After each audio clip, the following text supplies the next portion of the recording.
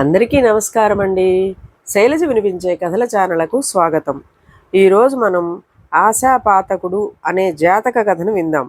ఈ కథ డిసెంబరు 2012 చందమామలో ప్రచురింపబడింది. కాశీ రాజ్యాన్ని పాలించే బ్రహ్మదత్తుడికి 2 కొడుకులు. తనకు అవసాన కాలం సమీపించగానే రాజు పెద్దవాడికి రాజ్యమిచ్చి చిన్నవాడిని సేనాధిపతిగా చేశాడు.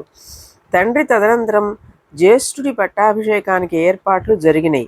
తీరా గద్దె ఎక్కే సమయానికి అతడు, నాకు ఈ రాజ్యంతో పనిలేదు, తమ్ముణ్ణి ఏలుకోని అంటూ వైరాగ్యంలో పడ్డాడు. ఇతడు కాశీరాజ్యం విడిచిపోయి దూరాన ఉండే ఒక సామంత రాజ్యం చేరుకున్నాడు. అక్కడ ఒక ధనికుడి ఇంట కొలువుకు కుదురుకుని కాయకష్టంతో కాలక్షేపం చేయసాగాడు. కొంతకాలానికి కాశీరాజ్యం నుంచి కొందరు ఉద్యోగులు భూములు తనిఖీ చేసి పన్నులు విధించే పని మీద ఆ రాజ్యానికి వచ్చారు. వారు ధనవంతుని ఇంట ఉన్న రాజకుమారుని ఆనవాలు పట్టి అతని పట్ల భక్తి చూపారు. ఈ సంగతి తెలియగానే ఆ ధనవంతుడు రాజకుమారుని వద్దకు వచ్చి, కాశీరాజైన మీ తమ్ముడికి లేఖ వ్రాసి నాకు పన్నులు తగ్గేట్టు చూడవలసింది అని కోరాడు. రాజకుమారుడు అలాగే చేశాడు.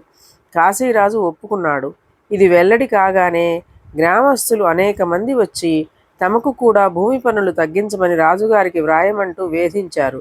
అందరి తరఫున రాజకుమారుడు విజ్ఞాపనలు రాసి కాశీరాజుకు పంపాడు. అందరికీ కోరిన ప్రకారం భూమి పన్నులు తగ్గినాయి. నాటి నుంచి ప్రజలు చెల్లించవలసిన పన్నులు తెచ్చి రాజకుమారునికే చెల్లించి పుచ్చుకోమని వేడుకోసాగారు. రాజకుమారుడికి వైరాగ్య భావం పోయి మళ్ళీ రాజ్యకాంక్ష అంకురించింది.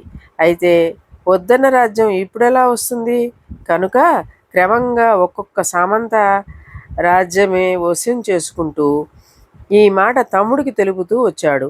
కాశీరాజైన అతని తమ్ముడు అన్న మాటలలో దేనినీ కాదనలేదు. తరువాత కాశీరాజ్యమే ఆక్రమిద్దామని అన్నకు ఆశ పుట్టింది. 4 పెద్దలను నియమించి, రాజ్యం వశపరుస్తావా, యుద్ధం చేస్తావా అంటూ తమ్ముడికి రాయబారం పంపించాడు. నాకు నీతో యుద్ధం వద్దు, కాశీరాజ్యం నీదే కనుక నీవే తీసుకోవడం న్యాయం అని కబురు పంపాడు తమ్ముడు. ఆ వెంటనే అన్న సింహాసనం అధిష్ఠించాడు.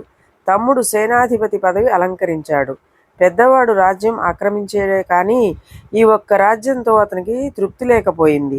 రాజ్యతృష్ణ మిక్కుటమైన కొద్దీ ఇంకొకటి మరొకటి ఇలా ఎన్నో రాజ్యాలు జయించి తన రాజ్యానికి చేర్చుకోసాగాడు. దేవేంద్రుడు భూలోక వ్యవహారాలన్నీ చర్చ చేస్తూ ఉండగా కాశీరాజ్యం సంగతి వచ్చింది. ఈ విషయంలో ఉపేక్షిస్తే భూలోకానికి హాని కలిగేటట్టుగా తోచింది. అందుచేత పెద్దవాడికి బుద్ధి చెప్పాలనుకున్న దేవేంద్రుడు ఒక యువకుడి రూపంలో రాజును దర్శించి, ఒక చిన్న రహస్యం చెప్పిపోదామని వచ్చానన్నాడు. వెంటనే రాజు ఆ యువకుణ్ణి తన అంతఃపురంలోకి తీసుకుపోయాడు. రాజా, నా ఎరుకలో ఒక చోట 3 మహానగరాలున్నవి. అవి సమస్త సిరి సంపదలతోనూ గజ తురగ పదాది బలాలతోనూ తులతూగుతున్నవి. వాటిని నా శక్తి వల్ల నేనే జయించి నీకిస్తాను అంటూ ప్రోత్సహించాడు యువకుడి వేషంలో ఉన్న దేవేంద్రుడు. ఆశతో పరవశుడయ్యాడు రాజు. దేవేంద్రుడు అంతలో అదృశ్యమైపోయాడు. రాజు యువకుని కోసం వెతికాడు. కనిపించకపోయేసరికి కలవరపడ్డాడు. ముఖ్యోద్యోగులందరినీ పిలిచి, ఇప్పుడు వచ్చినతను నాకు 3 మహానగరాలను జయించి ఇస్తానన్నాడు, వెతికి పట్టండి అన్నాడు. వాళ్ళు వెళ్ళి నగరమంతా గాలించారు. యువకుడి జాడలేదు. రాజుకు మతిపోయినట్టయింది. ఈ విచారం ముదిరి మనోవ్యాధిగా పరిణమించి రాజు మంచం పట్టాడు. ఎంతటి ఘనవైద్యులు వచ్చినా వ్యాధి కుదరలేదు. ఇదే సమయాన సమస్త శాస్త్రాలలోనూ ప్రవీణుడై బోధిసత్వుడు తక్షశిల నుంచి ఇంటికి వచ్చాడు. రాజు సంగతి తెలిసి కోటకు వెళ్ళి వ్యాధి నేను కుదురుస్తాను అని కబురు చేశాడు. లోపలికి రమ్మన్నాడు రాజు. మీ బాధ ఏమిటి అని అడిగాడు బోధిసత్వుడు. అప్పుడు రాజు ఆవేశంతో తనకు ఆనాడు యువకుడు 3 మహానగరాల వాగ్దానం చేయడం దగ్గర నుంచి జరిగినదంతా వివరంగా చెప్పాడు. అప్పటి నుంచి నాకు ఈ జబ్బు పట్టుకొని పీడిస్తున్నది, కుదరగలవేమో చూడండి అన్నాడు. రాజా, ఈ విధంగా మనోవేదన పడుతూ ఉంటే ఆ మహానగరాలను జయించటం సాధ్యమవుతుందా అని ప్రశ్నించాడు బోధిసత్వుడు. సాధ్యం కాదు అన్నాడు రాజు. అందుచేత విచారపడి ఏమీ లాభం లేదు. ఈ ప్రపంచంలో ప్రతి వస్తువు కొంతకాలానికల్లా నశించిపోతున్నదే కదా అని అడిగాడు బోధిసత్వుడు. రాజు అవును అన్నాడు. ప్రతి జీవుడు ప్రాణం పోవటంతో దేహాన్ని సైతం ఇక్కడ వదిలిపోవలసిందే కదా అని మళ్ళీ అడిగాడు బోధిసత్వుడు. ఒప్పుకున్నాడు రాజు. కనుక రాజా, 3 కాదు 30 మహానగరాలు సంపాదించినప్పటికీ నీవు ఎక్కువ సుఖపడేదేదీ లేదు. ఏది శాశ్వతం కాదు. ఆశ అనేది ఒక పెనుభూతం. దానికి అంతు లేదు. ఆశకు మానవుడు లొంగినప్పుడు ఇప్పుడు నీకు పట్టుకున్నలాగే మనోవ్యాధి పట్టుకు పీడిస్తుంది. దీని పీడ తప్పించుకోవాలంటే మనసులో కలిగే కోరికలను ఒక హద్దులో ఉంచాలి, దాటనీయరాదు.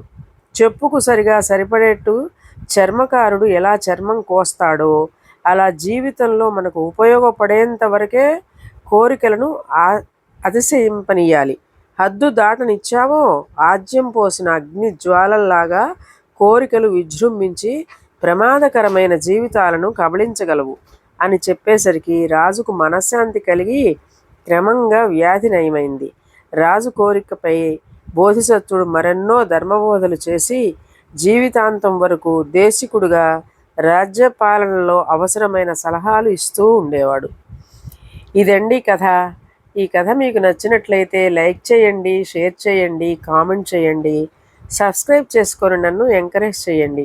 నమస్కారం అండి.